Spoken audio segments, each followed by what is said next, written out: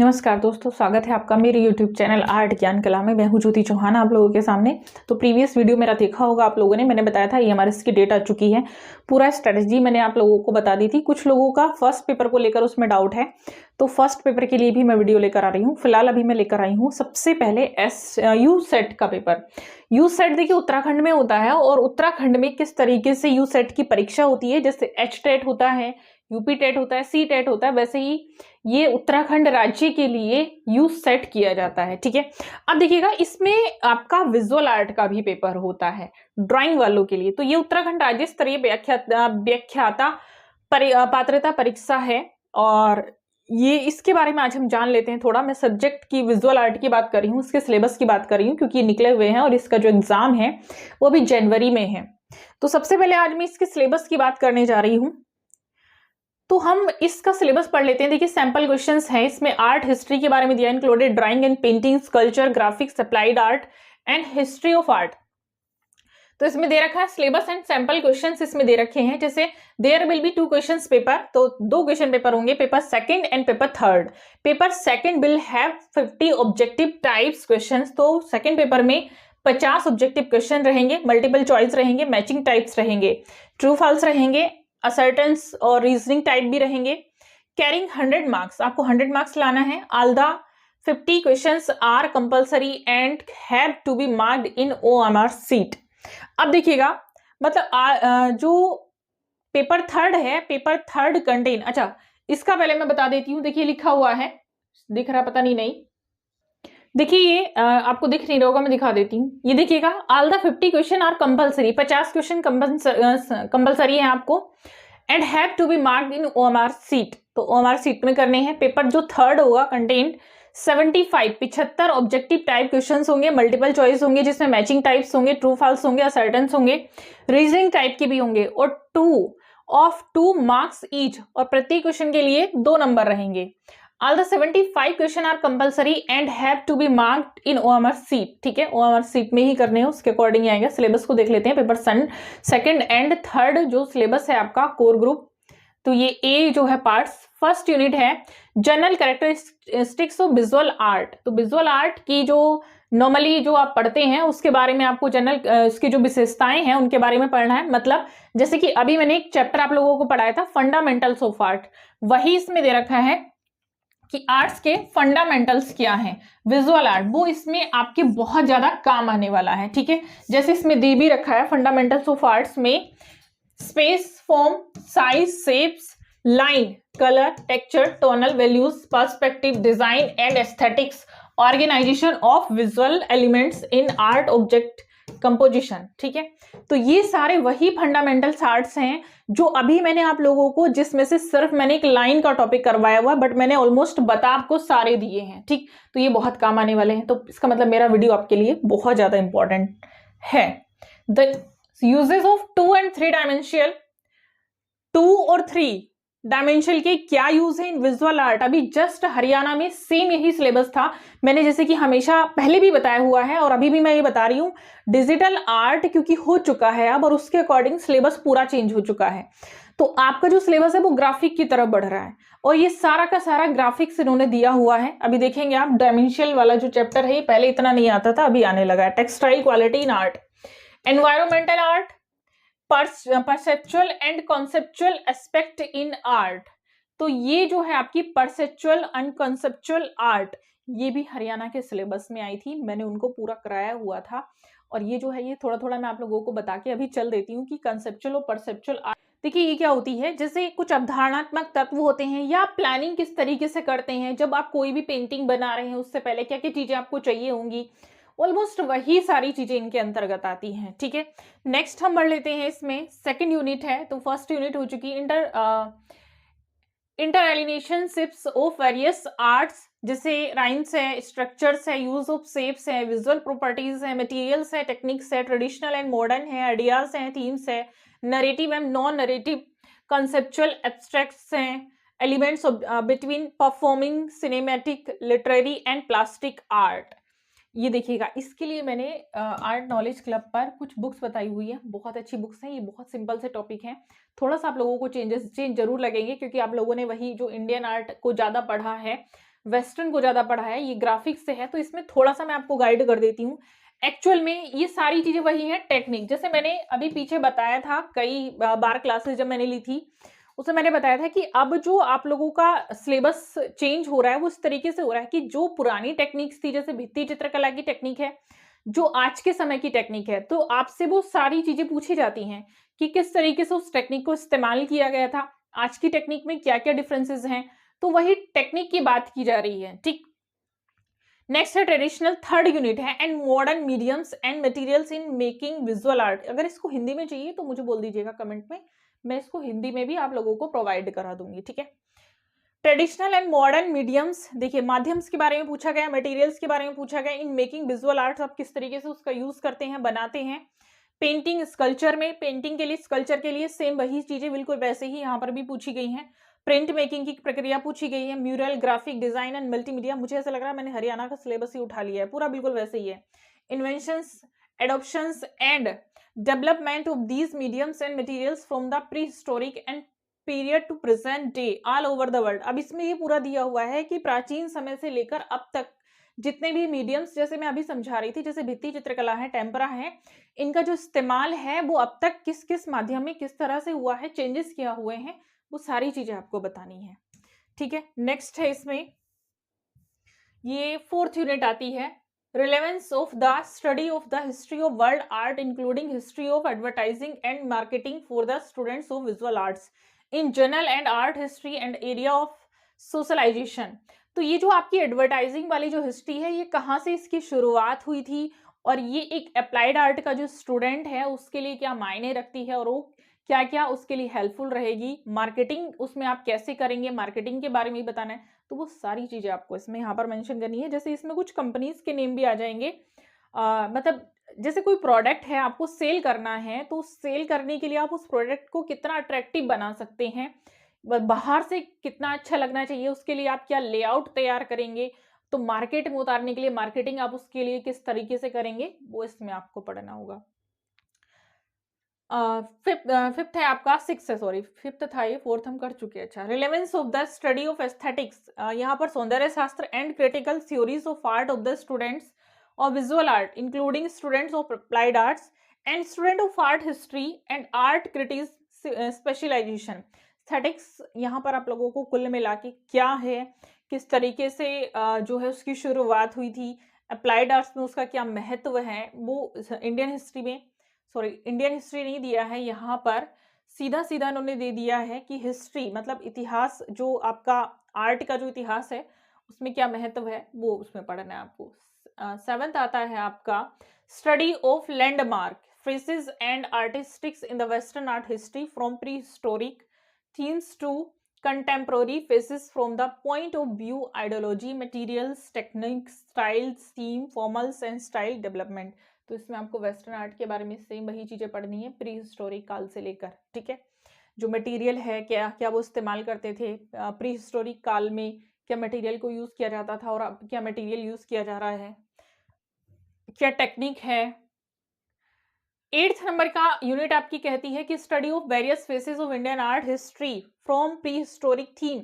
आपको प्राचीन काल से लेकर, मतलब जो प्री हिस्टोरिक टाइम से लेकर प्रागैतिहासिक काल से लेकर 18th सेंचुरी तक की जितनी भी इंडियन आर्ट की हिस्ट्री है वो करनी है with advertisement from the point of view general formal and stylish features and development of ideology, materials, techniques and themes.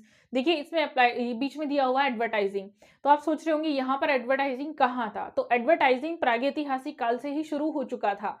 ये जो हमें चित्र मिलते हैं जो प्रागे प्री हिस्टोरिक टाइम में जो मानव ने बनाए थे, तो एक प्रकार से एडवर्टाइजिंग था हमारे लिए, ठीक। आप देखेंगे रामायण काल में, आप देखेंगे महाभारत काल में, जो प्राचीन समय था उसमें जब भी कोई एडवर्टाइजिंग करना था तो डुगडुगी बजाकर या ढोल नगाड़े बजाकर ही अनाउंसमेंट की जाती थी, तो वो एक प्रकार का एडवर्टाइजमेंट ही था। तो एडवर्टाइजमेंट की जो शुरुआत है वो प्राचीन काल से ही चली आ रही थी, तो इस तरीके से आपको यहाँ पर उसका वर्णन करना है। इंडियन हिस्ट्री में किस तरीके से आप उसका वर्णन करेंगे। नेक्स्ट है आप लोगों का 10th and 20th century Indian art including applied arts with special reference to various art movements, medium styles, individual artist contributions and different regions of the country। Art development of the art education from the British art school till contemporary period. तो British art school के बारे में भी इसमें बताना है। बिल्कुल वही सिलेबस है ये जो हरियाणा का था। पता नहीं, मुझे ऐसा लग रहा है मैंने हरियाणा का सिलेबस ही उठा लिया, जो कि अभी आपने देखा होगा हरियाणा में वैकेंसीज आई थी पीजीटी फाइन आर्ट्स की स्क्रीनिंग की, बिल्कुल यही सिलेबस था सेम। तो सिलेबस को तभी मैंने बता दिया था क्योंकि उनका सेकंड टाइम भी सिलेबस चेंज होके वही सिलेबस आया था, उसी तरीके का आया था, कुछ भी चेंजेस ऐसा नहीं था, थोड़ा बहुत चेंजेस किया गया था। तो उसमें एडवर्टाइजिंग को ज्यादा डाल दिया गया था क्योंकि एडवर्टाइजिंग आर्ट में इस समय मेन है, विजुअल आर्ट का मेन पार्ट है ग्राफिक्स और एडवर्टाइजिंग। इसमें वही दिया हुआ है कि आपकी जो 20वीं सेंचुरी की जो आर्ट है, Indian art including applied arts with special reference के थ्रू आप वेरियस जो मूवमेंट्स है उसके जैसे माध्यम क्या है, स्टाइल क्या है, और जो आर्टिस्ट हैं उनका क्या उसमें योगदान रहा है, वो उसको आपको बताना है। ब्रिटिश स्कूल के बारे में बताना है, जो ब्रिटिश स्कूल थे। जैसे 10th आपकी यूनिट कहती है the significance of the study of tribal folk and popular art, folk art और पॉपुलर आर्ट और and craft practice from all over the world.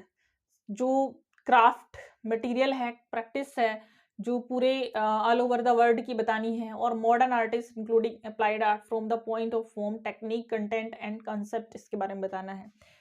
तो फोक आर्ट लोक कला के बारे में बताना है। पॉपुलर आर्ट जो आपकी हैं जातीय जनजातीय कलाएं जो भी हैं, इनके बारे में, जो प्रसिद्ध कलाएं हैं इनके बारे में आपको बताना है। ठीक है, नेक्स्ट आपकी आती है थर्ड पेपर का नंबर आता है, तो इलेक्टिव है ये, ऑप्शनल है बी, और इसमें आर्ट हिस्ट्री का जो पेपर है इलेक्टिव फर्स्ट आएगा। आर्ट हिस्ट्री का स्कल्पचर दे रखा है, formal and stylistic aspect of sculpture in Indus valley of Maurya काल के बारे में बताना है। मौर्य काल के बारे में जितने भी मतलब जो भी स्कल्पचर खड़े किए गए हैं उनके बारे में बात करनी है। नेक्स्ट है, इसमें मुझे बिल्कुल ऊपर नहीं दिख रहा है तो मैं यहाँ से समझा रही हूँ, लिखा वहां भी है, मुझे लगता है गलत थोड़ा सा डाउनलोड हो गई है, ब्लर आ रही है थोड़ा सा। शुंग काल, सातवाहन, कुषाण, मथुरा एंड गांधार शैली के बारे में बताना है। गुप्त बुद्धिस्ट शैली और ब्राह्मणिकल एंड जैन शैली, चालुक्य वंश, गुज्जर, प्रतिहार, पल्लव, चोल, राष्ट्रकूट, होयसल, काकतीय, पाल सेना, और ये है उड़ीसा, सोलंकी एंड परमार के समय का जो भी वर्णन है, जो भी स्कल्पचर हैं, जो भी मूर्तियां हैं, मूर्तियों के बारे में स्पेशली, क्योंकि स्कल्पचर ऊपर लिखा हुआ है तो वास्तुकला नहीं, सिर्फ यहाँ पर जो वास्तु मूर्ति है या जो मूर्ति कला है उसका वर्णन करना है इन वंश के अंतर्गत। ठीक है, जो ये जितने भी डायनेस्टी हैं इनके अंतर्गत जो भी मूर्ति थी, मूर्ति कला थी, उसके बारे में आपको बताना है। अब इसके बाद जो आर्किटेक्चर है वो है, अब वो बताना है। जैसे अभी मैंने बोला था वास्तुकला, तो वास्तुकला भी इसके बाद है, वो कौन कौन से पीरियड की बतानी है। जैसे यहाँ पर लिखा हुआ है ये architecture, formal and stylistic aspect of the architecture in Indus valley of stupa, और ये सांची लिखा है, ये क्या लिखा है, ब्राह्मी सांची, और ये अमरावती शायद लिखा है, और ये एक सेकेंड, अमरावती, सांची, सारनाथ और केप टेम्पल्स, तो जितनी भी गुफाएं हैं, गुफा मंदिर हैं, उनके बारे में वर्णन करना है। भाजा कार्ले की गुफा है, अजंता है, नासिक है, लोमस है, ऋषि है, और कन्हेरी की गुफा है, आदि लगा इसके बाद, मतलब उस पहाड़ी में जितनी भी गुफाएं हैं इस समय की, उन गुफाओं का वर्णन करना है। ठीक है, नेक्स्ट है गुप्त, उदयगिरी, गुप्त काल में उदयगिरी की गुफा, ये नचना कुठार, चालुक्य, बादामी, एहोल, ये है पल्लव, महाबलीपुरम, कांचीपुरम, राष्ट्रकूट, एल्लोरा, खजुराहो, उड़ीसा, भुवनेश्वर, कोणार्क, चोल, तंजौर एंड चोलपुरम, और यह है चालुक्य, सोलंकी। तो कुछ इस तरह से आपको इसमें बताना होगा। मैं इसको थोड़ा सा और क्लियर करके पीडीएफ को आपको मैं अपना, चाहे मुझे हैंडमेड भेजना पड़े, मैं भेज देती हूँ उसका, या हिंदी में भेज देती हूँ, क्योंकि थोड़ा सा मुझे भी ब्लर लग रहा, शायद मुझे या तो दिखाई नहीं दे रहा ज्यादा। और ये है एक मुगल काल भी इसमें पूछा है, मांडू, डेली, आगरा, फतेहपुर सीकरी, विजयनगर भी पूछा है, हम्पी, लेपाक्षी मंदिर, इस्लामिक आर्किटेक्चर को पूछा है, इंडो इस्लामिक, तो इस्लामिक को पूछा गया है यहाँ पर, ध्यान देंगे। इंडो इस्लामिक भी काफी आता है, इस्लामिक का इसमें वर्णन किया गया है, EMRS में काफी दे रखा है। अब इंडियन पेंटिंग के बारे में बात कर लेते हैं, formal and stylistic aspect of pre history, यहाँ पर मैं बात कर रही हूँ इंडियन पेंटिंग के बारे में, aspect of pre history, Ajanta, Bagh and later mural, और ये क्या है, mural, traditional and manuscript painting, जो लघु चित्रण पेंटिंग है, eastern Indian and western Indian, मतलब पूर्वी भारतीय कला और जो पश्चिमी भारतीय कला है उसके बारे में बात करनी है, जैसे पाल और जैन हो गई आपकी। और ये क्या दे रखा है आगे, जैसे मांडू दे रखा है, मांडू के बारे में पढ़ना है, चोर पंचासी का, चोर पंचासी का, और प्री मुगल, मुगल से पहले का जो समय, मुगल स्कूल, अकबर, शाहजहां, राजस्थानी, मेवाड़, बूंदी, कोटा, बीकानेर, जयपुर, किशनगढ़, मालवा, पहाड़ी, बसोली, गुलेर, कांगड़ा और डेक्कन, दक्षिणी शैली जो है आपकी, अहमदनगर, बीजापुर, गोलकुंडा स्कूल। तो ये सारी आपकी इंडियन शैली हैं जो भी करनी है, ठीक है। मैन्युस्क्रिप्ट पेंटिंग इसमें दे ही रखी है। इसके बाद है आइकनोग्राफी, आइकनोग्राफी से भी क्वेश्चंस है। ये है anti quality of images worship, development of the cult of Vishnu Shiva, मतलब जो आपकी जो लेख हैं उनके बारे में बात की जा रही है। And Shakti and various form of their iconography, stupa, sorry, Saptamatrika, Lakshmi, Surya, Yaksha, Ganesh and Kartikeya, Hindu temple and iconography of आस्था, river of goddess, Buddhist narratives and, इसमें बहुत सारे दे रखे हैं वैसे देखिएगा, जैसे बुद्धा से संबंधित दे रखा है, अवलोकितेश्वर भी दे रखा है, मंजुश्री भी दे रखा है, टेरा एंड वो सॉरी तारा एंड कुबेर का भी दे रखा है, और बाहुबली, जैन, यक्ष एंड यक्षी, अंबिका। तो ये सारे जितने भी लेख थे, जितनी भी आइकनोग्राफी इनसे संबंधित है उसको करना है, ठीक है। अब इसके बाद देखिए मैं बता देती हूँ आगे क्या लिखा हुआ है। तो आइकनोग्राफी के अंतर्गत जो भी इमेजेस आप लोगों की आती हैं, जो भी प्रतीक चिन्ह हैं, जो भी शास्त्रों के अंतर्गत जो भी ये जितने भी मैंने यहाँ पर बताए हैं वो सब आप लोगों को करने हैं। नेक्स्ट है आपका इसमें aesthetics and art critical history, general principle of Indian art, general principles of Indian art, art and beauty, principles of images making, iconometry है ये शायद, and other canons, 6 limbs of Indian art painting, जो षडंग है आप लोगों के, and 6 Chinese canals, मतलब जो भारतीय षडंग और चीन के जो षडंग है वो भी शायद पढ़ने में, इसी में से बता देती हूँ, वहां थोड़ा सा मुझे ब्लर लग रहा है ये। 6 limbs of Indian art, Indian paintings and अलंकार, औचित्य एंड रीति and their relevance in understanding art making and viewing, international ships और विजुअल आर्ट, परफॉर्मिंग आर्ट जो परफॉर्म करते हैं, जैसे नाटक नृत्य वाली परफॉर्मिंग आर्ट हो जाती है। क्लासिफिकेशन ऑफ पेंटिंग इन चित्रसूत्र, चित्रसूत्र के बारे में जितनी भी पेंटिंग्स या जो भी पेंटिंग्स आती हैं जिनकी जो वर्णन किया जाता है वो आपको पढ़ना, कुल मिलाकर चित्रसूत्र के बारे में पढ़ना है। Concept of aspect of art, दृश्य और अदृश्यम, रेखा, लाइन, लाइनर, राइम्स, वो लय, तान, रेखा सब वही करना है इसमें, ठीक है। इसके बाद देखिएगा मैं थोड़ा सा आपको बर्बली बता देती हूँ। Landmark of architecture sculpture painting भी दे रखी है, प्री हिस्टोरिक है, और ये आर्किटेक्चर और एंशिएंट नियर ईस्ट की दे रखी है। ड्राइंग एंड पेंटिंग का सिलेबस दे रखा है। अब मैं आपको सारा इसका एक बार बता देती हूँ। अप्लाइड आर्ट में दे रखा है, जैसे सिलेबस काफ़ी है इसमें, बहुत बड़ा है, ग्राफिक का भी अलग दे रखा है। मैं आपको कुल मिलाकर हिंदी में निकाल के सेंड कर देती हूँ। अभी फ़िलहाल मेरे यहाँ से एक चीज़ समझ लेंगे क्योंकि बहुत बड़ा है, उसको अगर मैं बहुत ज़्यादा डिटेल समझाऊंगी तो बहुत लंबा हो जाएगा वीडियो भी, फिर अपलोड होने में प्रॉब्लम होती है। कुल मिलाकर इसका जो सिलेबस है, एक्चुअली मैं देख रही हूँ अभी इसमें हरियाणा को भी पीछे छोड़ रखा है। मेरे पास 1-2 का कॉल भी था। सिलेबस अब जो आ रहा है और जो इसका है, सीधा सीधा इसमें इंडियन आर्ट है आपकी, और इंडियन आर्ट में क्या क्या चीजें हैं। एक तो इंडियन आर्ट में आपकी मूर्ति कला है, ठीक है, आपकी आर्किटेक्चर है, आर्किटेक्चर में आपकी गुफाएं और मंदिर हैं, ठीक।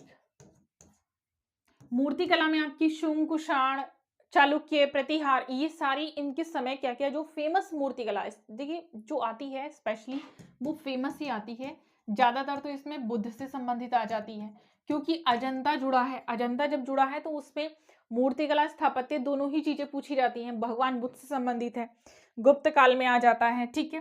इसके बाद इसमें आप देखेंगे अप्लाइड आर्ट्स आता है, फंडामेंटल्स आर्ट्स आता है, आपका ग्राफिक आता है, इंडियन आर्ट का। ग्राफिक तो नॉर्मल है, इंडियन वेस्टर्न कुछ नहीं है, सब सेम ही है, ठीक। आर्टिस्ट भी इसमें लास्ट में दिए हुए हैं, वेस्टर्न भी इसमें दे रखा है। इंडियन एक तरह से पूरा करना है, उसके बाद आपको ग्राफिक करना है, एडवर्टाइजिंग करना है, वेस्टर्न करना है, क्योंकि नॉर्मली खाली इंडियन से काम नहीं चलने वाला।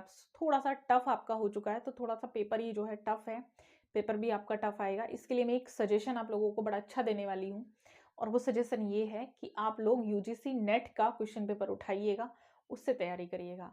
अगर आप लोगों को ये यू सेट का एग्जाम क्लियर करना है तो वो बहुत अच्छा पेपर रहेगा आप लोगों के लिए। एक तो ये रहेगा क्योंकि देखिएगा उसमें क्या चीजें हैं, जो पेपर है और सिलेबस है उसका सेम है, ठीक। या फिर आप हरियाणा के उठाइएगा, हरियाणा का जो सिलेबस है अभी आप देख रहे हैं स्टेट का, वो भी चेंज हो चुका है, और वो भी सिलेबस यही बना हुआ है, सेम यही वाला सिलेबस बना हुआ है। तो एच टेट का तो मैं कहूंगी कम ही उठाइए, बट जितना हो सकता है यूजीसी का अगर आप उठाएंगे तो आपको काफी हेल्प मिल जाएगी। अदरवाइज कोई हेल्प चाहिए तो आप मुझे कमेंट कर सकते हैं, मैं आपके लिए हूँ ही यहाँ पर। वीडियो कैसा लगा जरूर बताएंगे। Thank you so much for watching. Like करें, शेयर करें, सब्सक्राइब करें। मिलते हैं नेक्स्ट वीडियो में, तब तक के लिए थैंक यू सो मच।